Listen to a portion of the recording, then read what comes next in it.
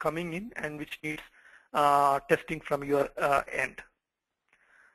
One another strategy which is being used is called blue-green deployment. It might not work if you are working on a legacy application, but if you are if you are doing a new active development, a blue-green deployment completely eliminates the need for testing in multiple environment. In a single statement, if you have a blue environment, which is your production code, you make a release to the test environment.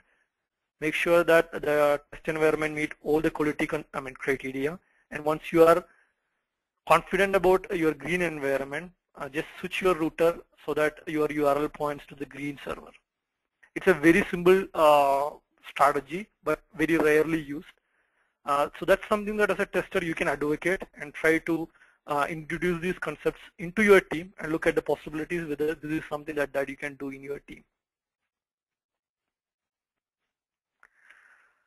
So I mentioned about multiple different strategies that you can use from a quarter one perspective. But the big challenge is if you're working on a legacy system where you already inherited a lot of code, what will you do? The challenge is going to be pretty higher here, but you need to take small baby steps here. One of the strategies that you can use is whenever there is a change happening in the code, ensure that the developers enforce quality where they simulate the bugs identified by a unit test and then write code to make that unit test pass. So in a way, whenever there is a change happen, you basically build a safety net of unit test around it and then being able to release that. Again, if you have a control over your deployment pipeline where you have a control over how the code basically comes in, you can set criteria like the code coverage is not dropping, and every time a legacy application is getting released, the coverage of that application is consistently increasing. This is one area where testers can enforce and advocate and make sure that the team is being able to understand the value of it and enforce it. So we touched upon quarter one. Again, quarter one is something that driven by the programmers, where the programmers are involved in ensuring that the tests are covered by the unit test. They do that either through the TDD, test-driven development. Now we'll move to the quadrant 2, where which cover most of the business-facing testing, which meets the criteria that a customer is expecting. At the same time, it's also supporting the team. So we will look at how both Q1 and Q2 are supporting the team in the upcoming slide, but we will try to kind of understand how functional test and what is the role that a tester can play from a Q2 perspective. We talked about Q2 as a part of the sprint planning, where the testers will be involved in coming up with the functional test and getting feedback from the programmers and other stakeholders in the team.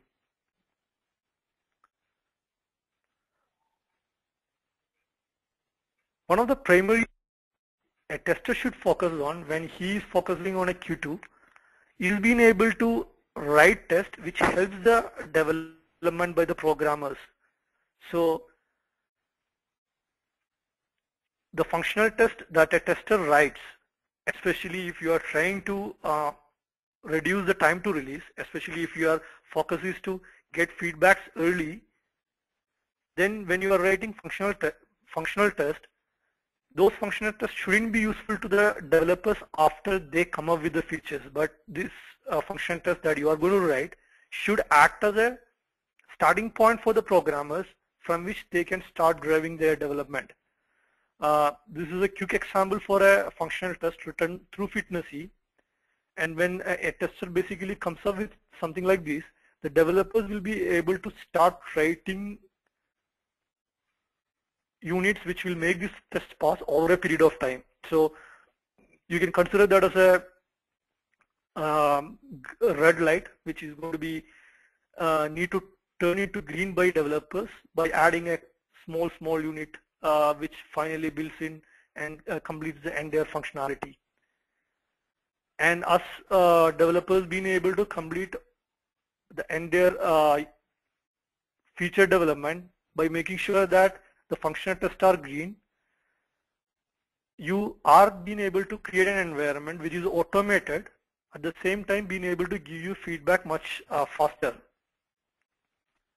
Second, over a period of time, your functional test will start telling you, especially in a phase Q3, where you can really use your intellect as a tester instead of focusing on the repetitive activities, on the areas where you need to focus on test. To give you an example here, you can see some areas here where the functional tests are consistently failing, or you can see the patterns where what I call it as where the codes are not that stable. These are smells that's telling you where you can focus on your testing as you move to Q3 and when you are actually focusing on the manual testing. So when you write functional test, going back to the earlier slide, it helps you support the programmers by guiding the development by the programmers. So this is acting as an input to the programmers to write their code. It also plays a role in terms of providing the feedback.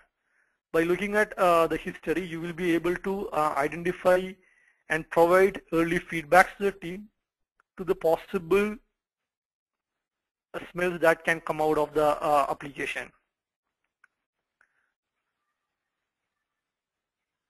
So who does the functional test, and what is the role the tester is playing here, and how he should work with the team to get it done? So functional tests are something that primarily should be written by the testers.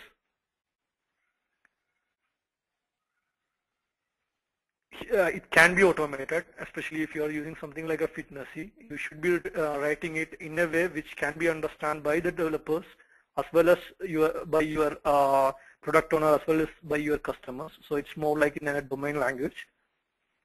It's an input for the developers. It drives the development that's happening by the programmers.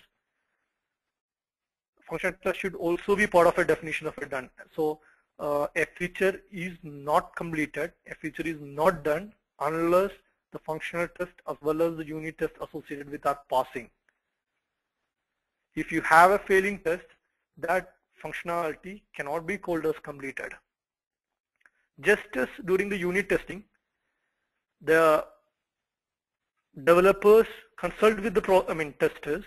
When you are writing a functional test, testers can get a lot of value when they consult it with developers. They will be able to understand the various different flows in the code and being able to kind of ensure that their functional test covers the different scenario. It also requires dialogue with the customer. It also requires dialogue with the product owner. So there is a lot of conversation that needs for a tester to come up with the functional test. Now the most important part with respect to the functional test, both Q1 and Q2. Ideally, all your testing Q1 and Q2 should be automated, and the fundamental and the primary reason for that, if you remember the 4 quadrant, these are the tests which is going to support the team. And the way this test can support the team is when this test being able to provide the team an early feedback about a bug or an issue getting introduced into the system. So if you don't have a completely automated environment, or if you at least don't have a partially automated environment, it would be really hard for you to get feedbacks early. There are challenges involved, there might be, but the objective or the direction that as a team we should focus on and move towards is to ensure both the tests in Q1 and Q2 are automated.